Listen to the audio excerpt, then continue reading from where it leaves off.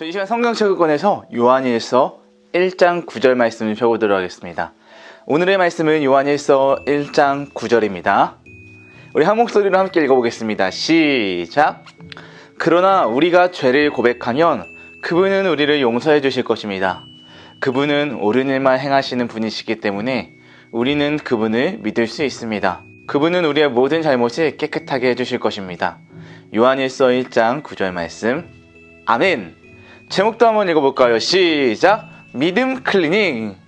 믿음 클리닝이라는 제목으로 여러분들과 함께 말씀을 나누도록 하겠습니다. 믿음 클리닝에 오신 여러분들을 환영합니다. 우리 믿음 클리닝은 그 어떤 것보다 깨끗할 수 있는 최강의 세제와 그것은 다른 세탁소에서도 가지고 있지 않은 우리만의 특별한 세제가 있습니다. 우리만의 특별한 기술인데요. 우리 믿음 클리닝에서는 그 어떤 것도 세척이 가능하며 여러분들이 지우려고 시도하다가 실패한 모든 것들도 지울 수 있습니다. 심지어 저희들이 취급하는 것은 옷, 신발, 이불 뿐만 아니라 사람의 마음까지 취급하는데요. 그것이 무엇일지 여러분들과 함께 말씀을 나눠보도록 하겠습니다. 성경을 보면 아담과 하와가 죄를 지은 이후에 인간에게 죄가 들어왔어요. 죄를 뭐라고 했죠? 하나님이 기뻐하시지 않는 생각이나 말이나 행동이라고 했어요. 그래서 우리에겐 4가지의 파괴가 왔다고 했죠. 이거였죠. 위로는 하나님과, 아래로는 자연과, 앞으로는 사람과, 안으로는 우리 자기 자신과의 파괴가 왔다고 했어요. 그래서 인간에게 들어온 죄의 마음은 물비커 속에 까맣게 변해버린 우리의 마음이었던 거예요. 이것은요, 모든 인간에게 생긴 문제인데요. 로마서 3장 23절 말씀 보면 이렇게 써 있어요. 모든 사람이 죄를 지어 하나님의 영광에 이를 수 없게 되었습니다. 모든 인간의 마음이 어떻게 됐대요? 더러워졌대요. 만약 여러분 이 더러워진 마음을 가지고 살아간다면 우리들에게는요, 어떤 일들이 일어나게 될까요? 더러운 마음은 더러운 행동을 가져와요. 콩 심은 데서 콩 난다, 팥 심은 데서 팥 난다. 무슨 속담이죠?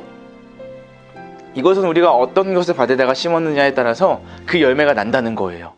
우리가 마음이라든 밭에 죄의 씨앗을 뿌리면 죄의 결과인 악의 열매가 나오고요, 믿음을 뿌리면 믿음의 열매가 자라는 거예요. 그러나 우리 인간의 마음에는 더러운 물과 같이 우리의 마음이 더러워지고 말았어요.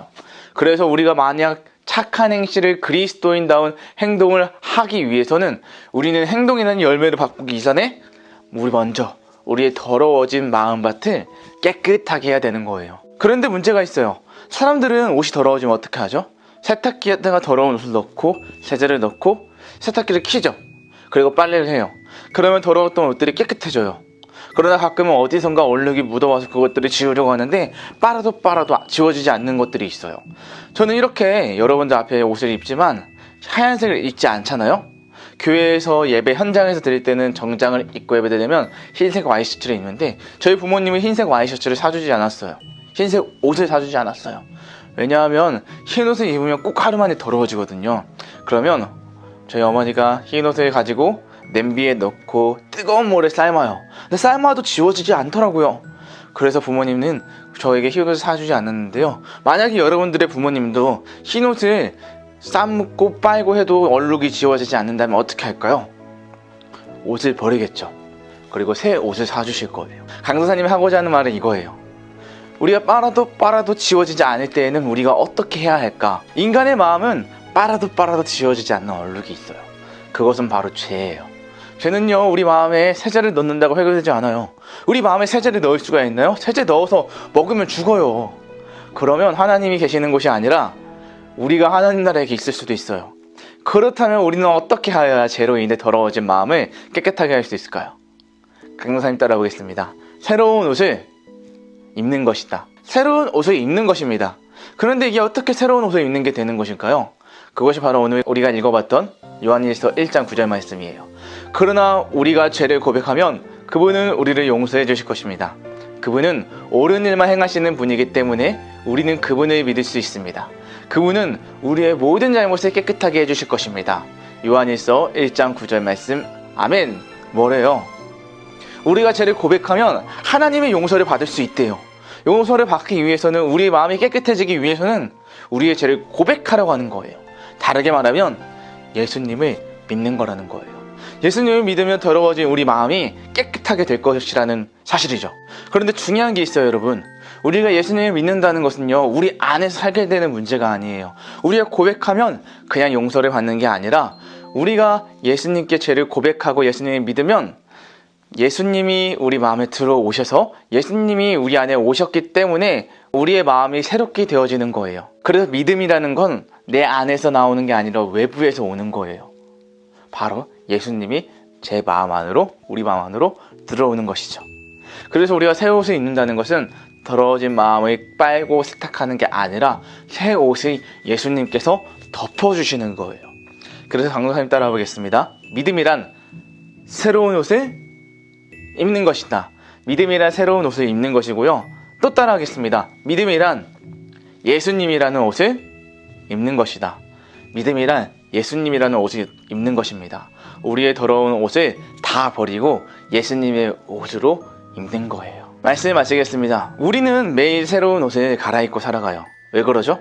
땀이 나서 냄새가 나고 먼지도 묻고 더러워졌기 때문이에요. 그렇게 학교와 학원에 다녀왔을 때 옷을 갈아입고요. 잠자기 전에도 갈아입고요. 자고 일어나면 새로운 옷으로 갈아입죠. 그리고 학교를 가요. 우리는 자주 옷을 갈아입어요. 심지어 운동할 때는 운동복으로도 갈아입어요. 이처럼 우리의 마음도 매일매일 옷을 갈아입어야 해요. 왜냐하면 우리의 마음은요, 늘 죄의 영향력이 남아서 여전히 더러워진 행동, 하나님을 찾지 않는 생활을 할 때가 있기 때문이죠.